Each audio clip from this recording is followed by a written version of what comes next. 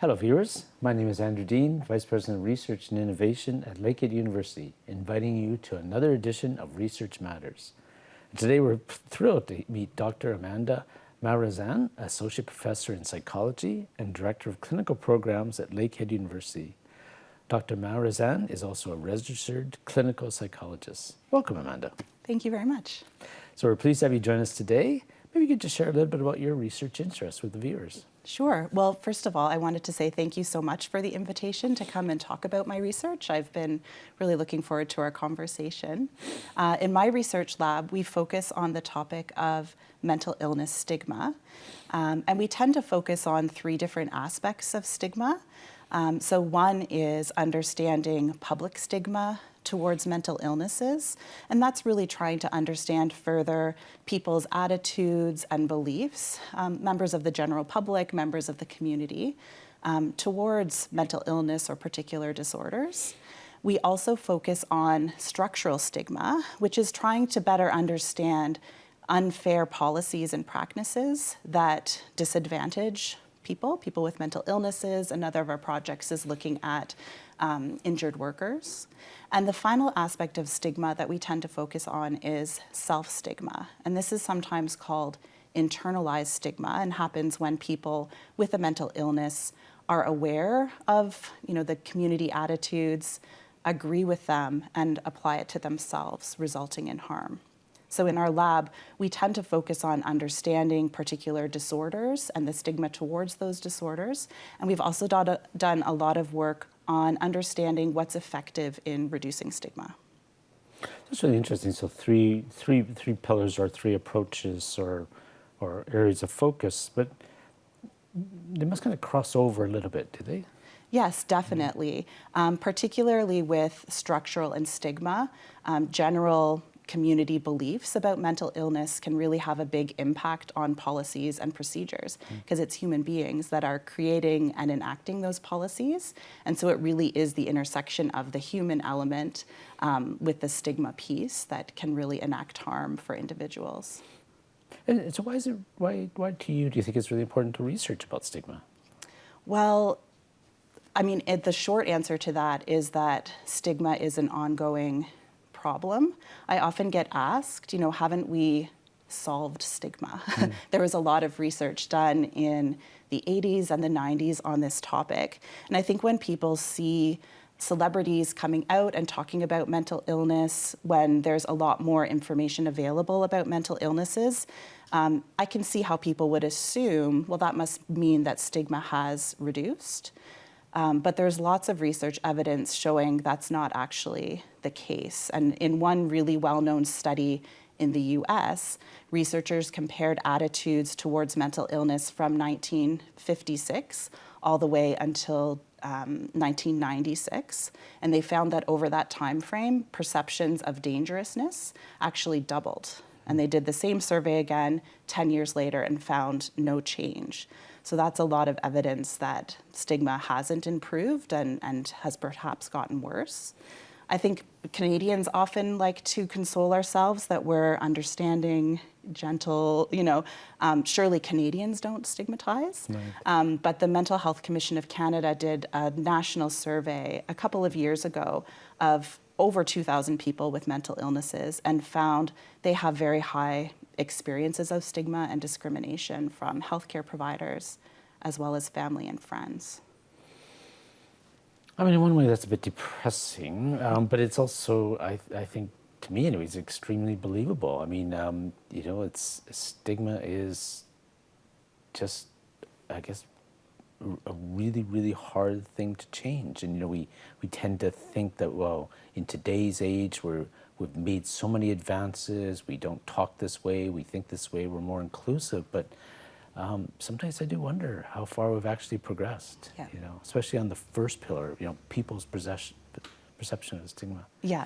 So I mean, this is a really big question. Like, what can be done to change stigma? What are some of the things? Yeah, I hear you when, hearing some of that data and thinking, oh, how can we change things, especially when we're talking about public stigma and general attitudes towards mental illness. In the last many years, there's been a couple of strategies that people have really focused on in research to try to change attitudes and beliefs. One of those has been knowledge, the idea being, if we can replace stereotypical beliefs with updated knowledge about what mental illness is and what it's not, perhaps that can change attitudes. And the other approach has been social contact. So having experiences and contact with people who have mental illnesses. And most of the evidence, very strong evidence actually, shows it's the contact piece that's really key to changing attitudes. There was a very large randomized controlled trial done of over 16 comparisons between education and contact, and showed contact was 2 to 3 times more powerful. And at follow-up, any impact of education on stigma had disappeared, but it was the contact piece that had lasting effects. So contact and exposure, I suppose. Yeah. And because I think a lot of people may have a certain attitude that, I don't want to be exposed, but, maybe if we actually had a society where this happens more often, maybe people will start to have different attitudes towards it. Yeah. Absolutely.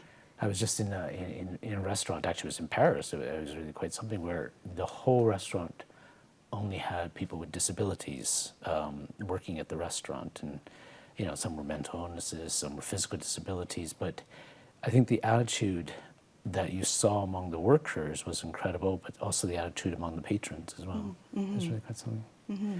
So one of your earlier research projects looked at reducing stigma and improving women's mental health. Can you tell us a little bit more about that project? What were some of the outcomes? Yeah, that was a great example of a partnership between our lab at Lakehead University, St. Joseph's Care Group, the Thunder Bay District Health Unit, and Best Start. So we obtained some funding from Women's Exchange to develop and offer a treatment group for women experiencing perinatal mood changes. We started focused specifically on postpartum depression, but quickly saw the need to include women across various aspects of pregnancy. And so this was an 8-week group that was offered in the community. And we measured depression as well as self-stigma for participants before they began the group and then after the 8 weeks, and found there was a really big impact in reducing depression through this group. But there was also a big shift in self-stigma, especially feelings of shame and blame for women in that group. That's really interesting. Good. All right, well, thank you very much for introducing your research. We're now going to take a short break and be right back to continue our discussions with Dr. Maranzan and learn more about her ongoing research projects. And welcome back, viewers. You're watching Research Matters, brought to you by Lakehead University. So before the break, we were introduced to Dr. Amanda Maranzan and her research interests. In this segment, we're going to learn more about her research projects on mental health stigma. Amanda, you mentioned earlier that you've conducted research on reducing mental health stigma in other populations, including university students and injured workers. Can you share us a little bit more about those projects? Sure. I'll talk first about a big project that we're just wrapping up with university students. And this is to conduct a randomized controlled trial of an anti-stigma intervention called Honest, Open, Proud. So we've received funding through the Social Sciences and Humanities Research Council to do this trial and recruit students from across Canada to participate in this intervention. So HOP, the acronym, was first developed by Patrick Corrigan and colleagues in the United States to help address self-stigma among people with serious mental illnesses. But it's since been adapted for a large number of populations and has been run in different countries all around the world. And one of those adaptations is for university students. So our project is really looking to understand outcomes for people who participate in HOP compared to a waitlist control group. And in particular, we're excited to look at impacts on self-stigma for people who participate, reductions in shame and blame, and increases in their self-efficacy or self-confidence around disclosure. And this program is based around the idea that keeping a secret can be harmful. It tends to make people more on edge, more hypervigilant, more worried about being found out, and that has a very isolating effect on people. So one of the premises of this program is that people can be supported in making disclosure decisions that then has this positive impact in these other areas. It's not forcing or requiring people to disclose, but really just helping them think further about the pros and cons of disclosure, including non-disclosure as a legitimate option. I mean, even just that attitude, talk about it kind of thing is hugely important, isn't it? Yeah. One of the real strengths of this program is that it's peer-led and it's very participatory based. So with any HOP research project, we start by doing a local adaptation, even though it's this standardized approach to reducing stigma. We still adapt it at the local level to make sure that it's meeting the needs. So in this case, the needs of the students who are going to be participating. And then it's very much a peer-led program. So we recruit peer facilitators, so students who have mental illnesses.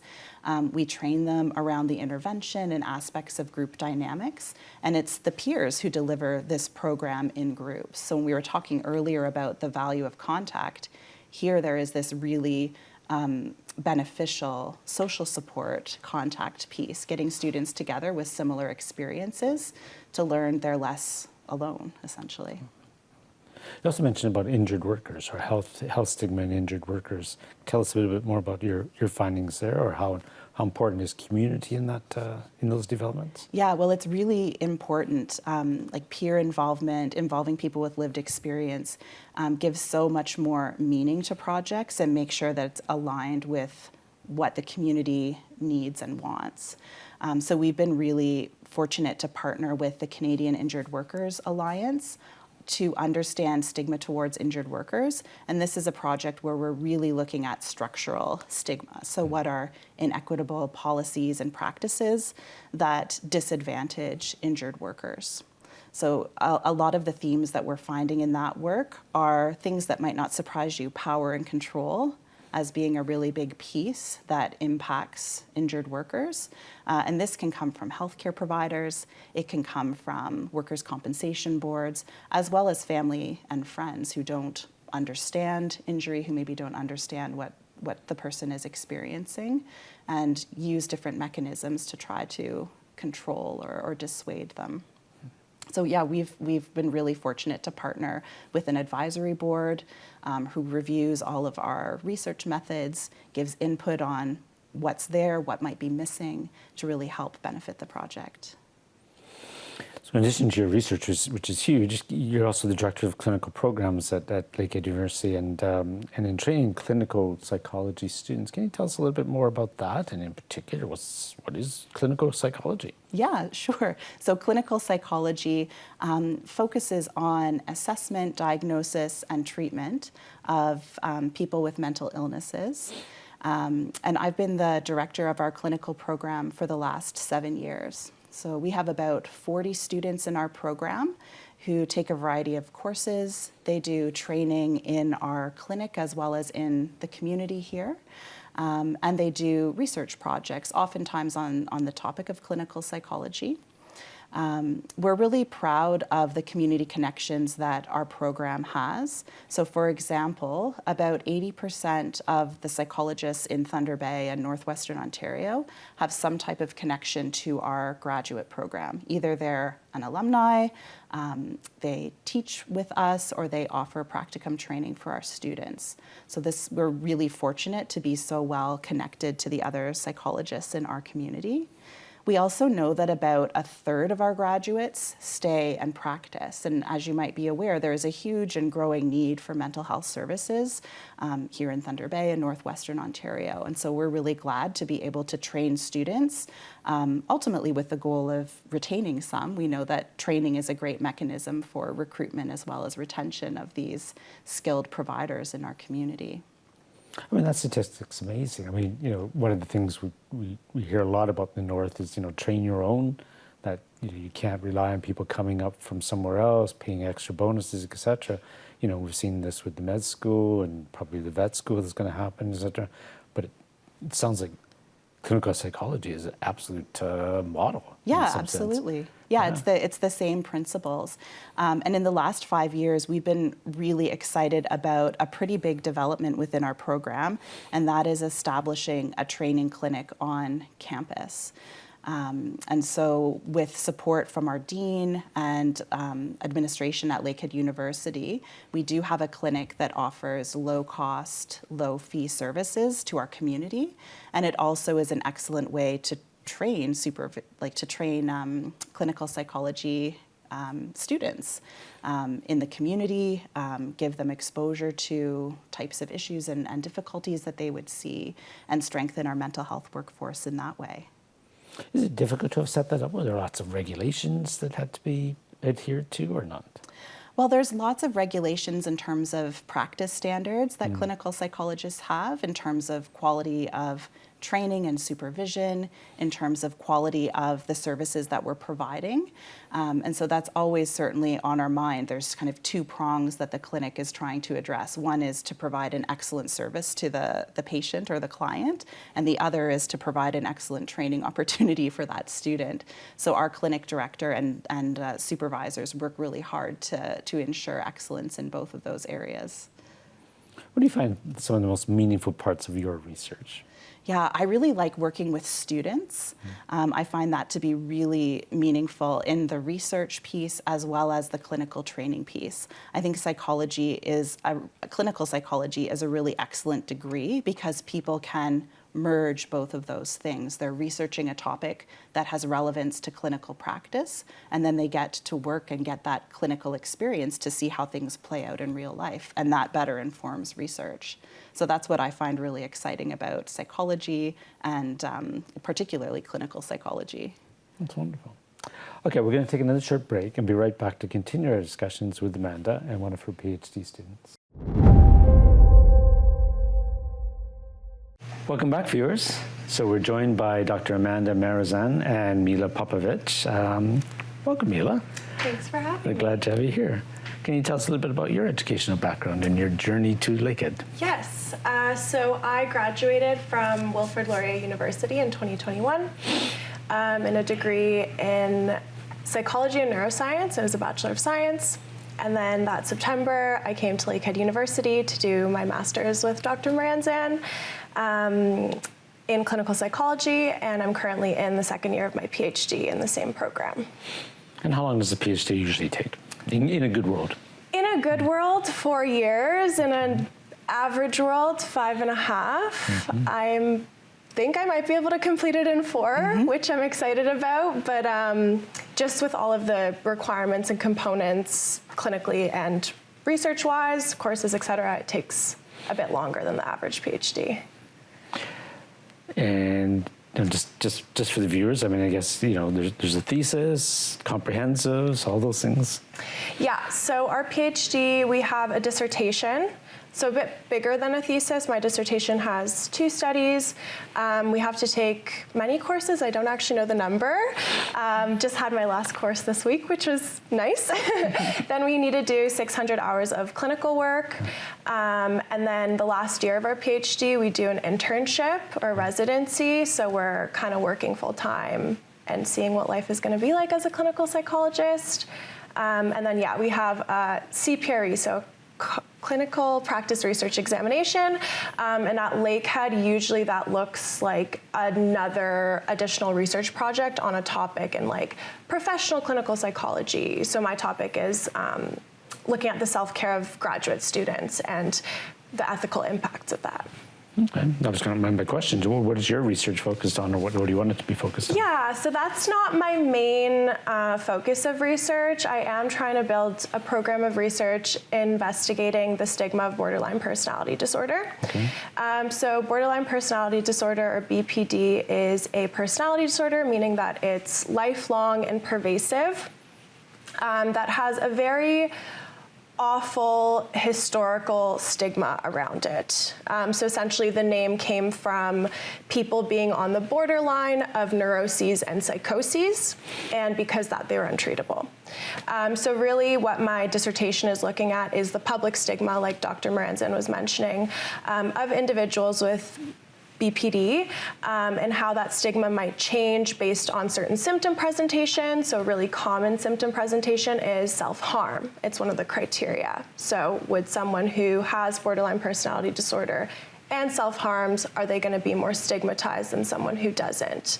And really, this disorder is characterized by like emotional ability, challenges in interpersonal relationships, difficulty with self-concept, and usually these people have experienced extensive trauma, and there's a lot of misunderstandings about them. So I really want to abolish those misunderstandings one day, with the first step being my dissertation. Would you want to look at the stigma that is exhibited by particular groups, let's say healthcare providers, general public, anything? So for my dissertation, I'm looking at the general public. So one of my studies is going to be, or is actually, we're recruiting participants already, giving a vignette to the general lay people, having them read that vignette and answer some questions about public stigma. I will say there's a lot of stigma with healthcare providers and the access to services, and when services are accessed, how they're treated in those services is really awful. So maybe one day kind of expanding into that, but right now just looking at the general public. And then my other study will be recruiting people with lived experience of borderline personality disorder, and examining their experiences with public stigma. Very interesting. Yeah. So a couple years more left in your PhD. What would you like to do after your PhD?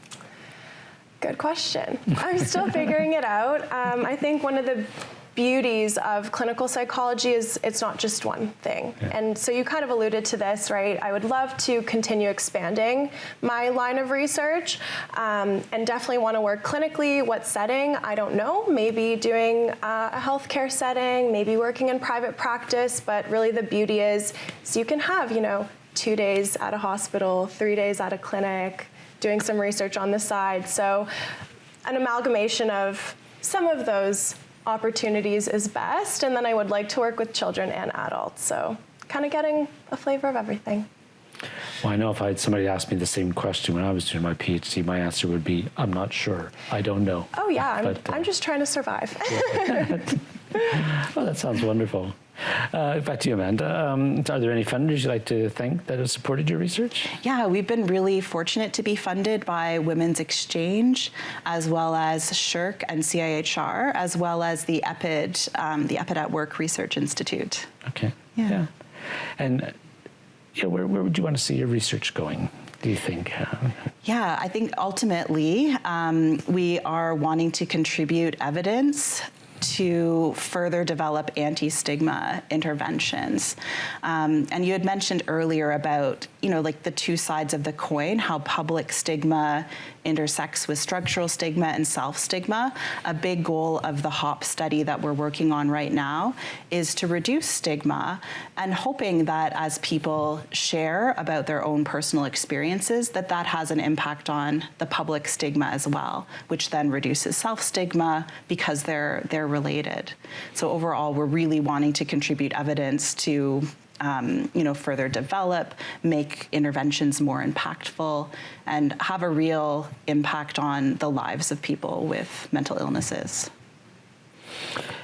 I mean, stigma in itself is a word, that people would never want to say. They exhibit stigma as like racism or something, like you wouldn't want to see it. But, I think, your work is so important here because not only is it identifying some of the causes of stigma, that self-stigma as well, but also the possibility of actually making changes into policy and education as well, because it's slow progress in some sense, isn't it? Yeah, definitely. When we're talking about large-scale attitudinal change, it is slow progress. But the good news is there are very impactful interventions that we can work on and contribute. Yeah. Really, I think it's very much down to how we treat each other, equity issues, everyone contributing in some sense, but also feeling that they're able to contribute.